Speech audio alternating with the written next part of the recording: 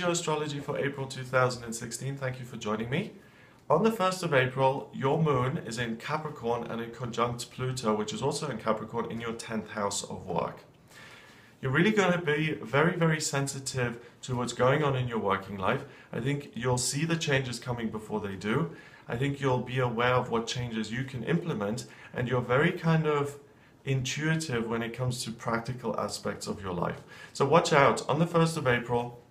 If you get the sense that the company is going to lay people off, if you get the sense that you've got a promotion coming up, if you get the sense of I should really be doing this, listen to that very carefully. It's April Fool's Day, but as far as you're concerned when it comes to your working life, you're not a fool. You're very, very clear on what you can make better.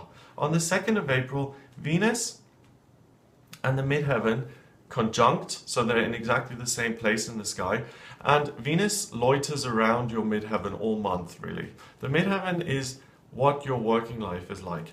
And your midheaven currently in Pisces indicates that you're very focused on doing something that's meaningful and that's helpful to other people, and that's something that really is energy and effort well spent. Venus is the planet of love and beauty, so on a very intuitive level, you discover what it is you love. Not only that, you've also got Chiron, the south node of the moon, and Neptune all sitting in your 12th house in Pisces, and that gives you a very kind of visionary energy, kind of a very nebulous insight into what you really want to be doing. Not what's available in your town or what you're qualified to do, but what you really want to do. So have the strength to really look at that and to see it for what it is. If it's an inconvenience, at least you know that this is what I really want to be doing. So the beginning of April is really about those kind of innermost insights, and that gets even stronger when the moon moves into Pisces on the 4th of April and starts to conjunct Neptune. The moon is what's comfortable to you, what's the most personal part of who you are. And Neptune is the planet of dream and aspirations. It's the water planet of intuition. Both of them sit in water in your 12th house now on the 4th, and you are able to kind of look within the way you very rarely are able to. You know, we all have ego stuff going on, we all have feelings and experiences and thoughts. All of those kind of cloud the water a little bit, but on this day you can really see to the bottom of the lake, and you can really see what treasure is at the bottom of it. So pay really close attention to the messages you get about your working life, about what you ought to be doing. This energy then shifts on the 6th of April. Mercury goes into Taurus in your 2nd house, and you start to think much more on a practical level. How can I take all of these ideas and actually channel them into something tangible, into something realistic? Venus goes into your sign of Aries. Happy birthday. The sun is in Aries already, but with Venus, the planet of love and beauty in your sign, really gives you a great sense of what is it that I love. Okay, so everything is kind of coming together to really give you more clarity about your life, about yourself, about who you are. So if you're someone who's a little bit lost, kind of just wandering around trying to figure it all out, the first week of April is going to be massively influential for you in figuring it out. The compass, the kind of flag that you should be looking for, the thing that'll identify whether something is right or not right, is that sense of excitement, passion, and enthusiasm. On the 7th, the new moon occurs, and it's in your sign of Aries, so it pulls more Aries energy in. Everything is on fire as far as you're concerned. You feel totally alive, you feel totally connected with the present moment, and get started. Put the action in to really make your life, the way it looks on the outside, more of an accurate reflection as to what's going on in here. And for once, you actually know what's going on in here. On the 9th, there's a grand trine in Earth. A grand trine is a very positive major aspect. It connects 3 trines to form a big blue triangle. And it gives you an area of ease and talent in your life, and this one is in Earth. So what you will find very easy is to actually change practical things. To ask for the promotion, to look for the new house that's going to be a much better fit for you, to change your appearance or the clothes that you wear. Anything that has some sort of tangible, practical, real world element to it, you're very, very adept at making changes which will help you. On the 12th of April, the moon starts to square your midheaven and your Venus. So your midheaven and your Venus are both in your first house of self. So the two of them are kind of conspiring there. The midheaven is your work, Venus is what you love. And they're kind of whispering to each other and saying, this is what you love, go for this. And Venus and the midheaven are kind of egging each other on to take more action, to make your life more exciting. And at the same time, the moon in Cancer, you're going to feel very much safe within yourself. You're going to feel taken care of, looked after, emotionally strong and resilient. So you actually have the ability to make changes. If you're on the verge of having a nervous breakdown, it's very hard to make your life better because you're just trying to maintain what already is. You feel free, you feel liberated, and you can really make your life whatever it is you want it to be around the 12th. The sky's the limit as far as you're concerned. Another grand trine occurs on the next day, the 13th of April, again in Earth. So you're like the blacksmith this month. You're like the financier. You're the sculptor. You can take the real world and mold it according to your dreams and your desires, and you're really the architect and designer of your own life. It's wonderful. You're going to feel massively practical. And the things that you apply yourself to actually respond. On the 14th, the moon sesqui squares your Saturn. Saturn is the big old man, Father Time. You know, he is restriction and authority and structure. He sits on the top half of your chart in Sagittarius. And this big critical force is looking at your path in life and looking at what it is you're doing.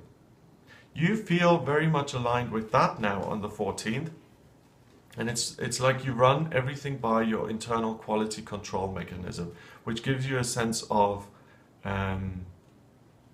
certainty. You know, sometimes we get these wonderful ideas, but they feel very light. They feel very inconsequential. And when you take action on it, it fizzles out sometimes because you don't have the certainty to follow through, to push forward. But Saturn in Sagittarius is really asking most people at the moment to really look at what they're doing and to be very clear and conscious about how they're moving forward in life. With this combination of the moon here in Cancer, you will hear the right things.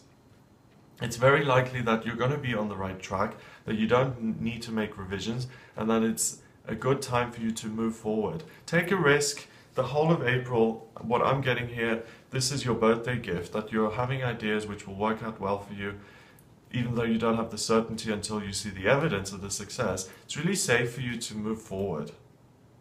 On the 15th, there's another grand trine. And in fact, there are two grand trines. One is in Earth, but another one now appears in your element, the element of fire.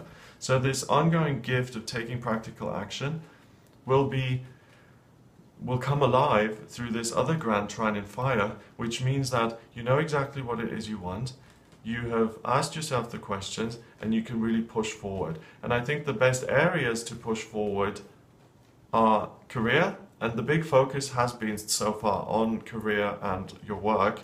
I would give career and work a 10 out of 10 so far, but now on the 15th, it also moves into the area of passion and romance and relationship.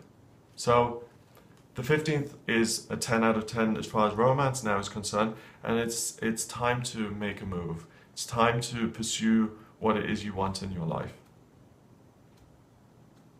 So it's you know, if you think about this in terms of energy, it's much more, everything is about going after what it is you love.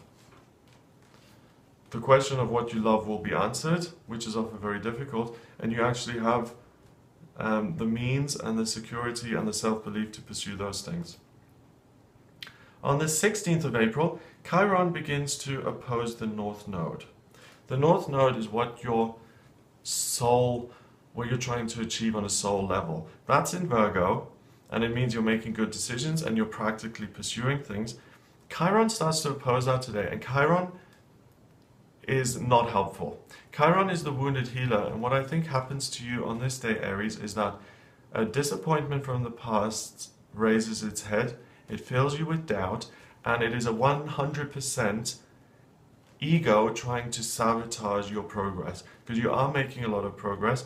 The ego now notices that, becomes threatened, and says, hey, hang on a minute, Aries is doing really well this month, let's make it a little bit more difficult. I think it's very important to listen to your own feelings and your intuition, because that's where your best answers come from. It's wonderful to have astrology readings or tarot readings with people like myself, but ultimately your higher self guidance is always going to be the number one compass for you to navigate your life with, okay? No one knows your life better than you do.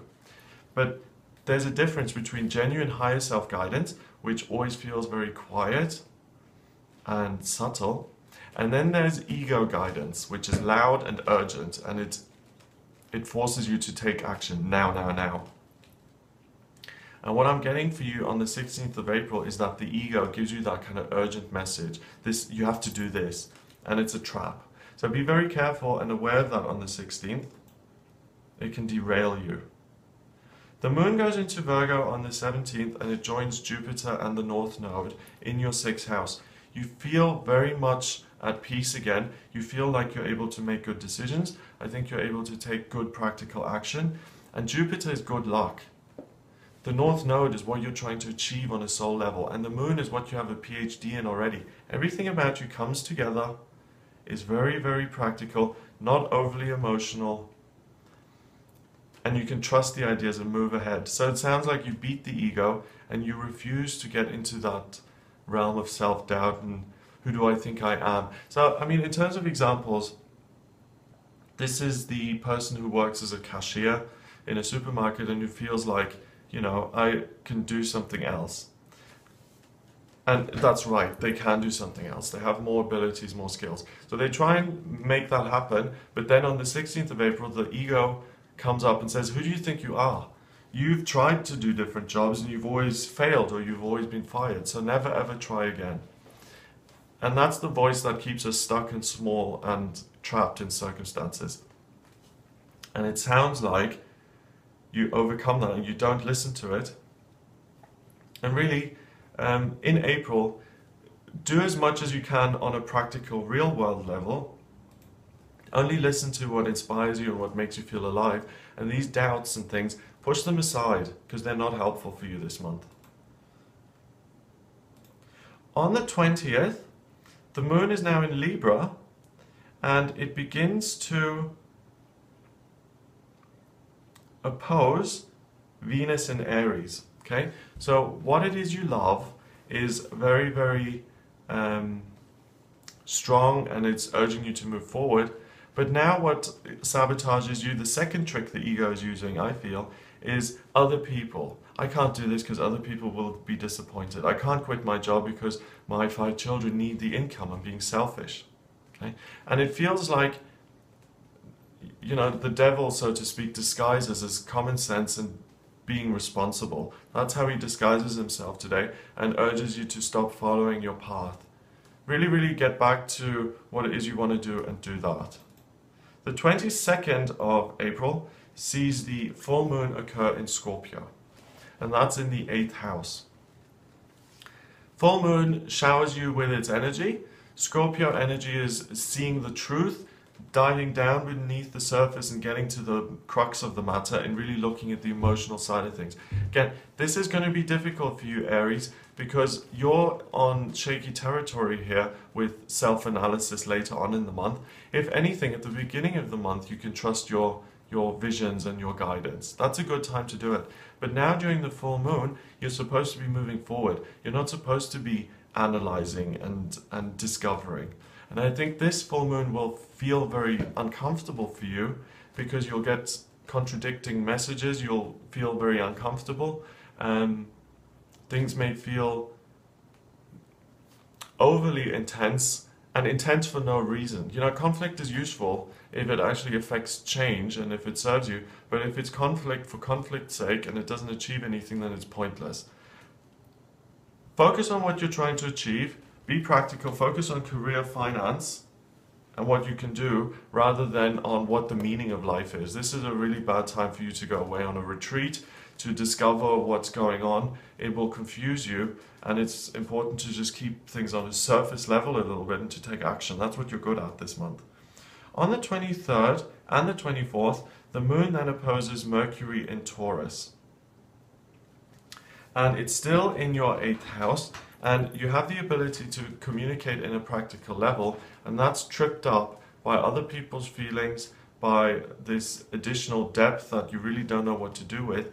And what I'm trying to, just the best way for you to navigate that is to focus on the facts and the reality of a situation, and not to get lost in some maze of someone else's emotional stuff. You know, sometimes it's very clear what your stuff is and what my stuff is, and to have a very clear boundary. But sometimes it becomes incredibly confusing, and you can really just start wandering around and get totally lost. And this is the time of the month where this potentially can happen. The 20th through until the 24th. Get very practical. On the 26th of April, the moon and Saturn and Mars start to conjunct in your 9th house. So thank goodness, certainty comes back now. Your strength returns. What do I want to do? What direction do I want to go in? And you feel like you're back to yourself. Okay? So I'm just trying to make clear what I'm trying to say. I'm not saying that between the 20th and the 24th you should lock yourself in a room and don't speak to anyone. But if something seems overly complicated, then just, hands off. Don't get involved in things that seem to be very, very involved and very emotionally complex, because you're just going to get stuck. It's like quicksand. The more you struggle against it, the more you are sucked down. Focus on the practical facts and figures. On the 28th, Mercury goes retrograde. And I don't know about you, but Mercury has already been retrograde this year. It was retrograde in January, and that was a really difficult one. It was really just... So this Mercury retrograde will stay in retrograde until the 22nd of May. So it's pretty much a month, pretty much 2 months almost. And Mercury is in your 2nd house in Taurus. So the energy shifts now, and where you've been so good at making practical actions and emotions have been so difficult, what changes now is that the practical things start to become more difficult and the emotional side of things lightens up.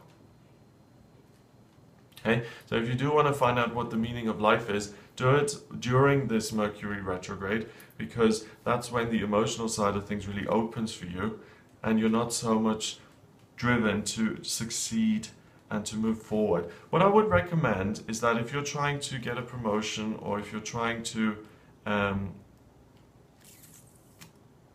figure out what's going on in your career, or if you're signing a contract to buy a new house, do that before the Mercury retrograde on the 28th of April, because during this month you have a real gift and talent to do those kind of things and to avoid the emotions, and when Mercury retrograde happens, you lose that ability to take practical action easily, and it becomes more complex. The 29th of April sees the moon squaring Venus.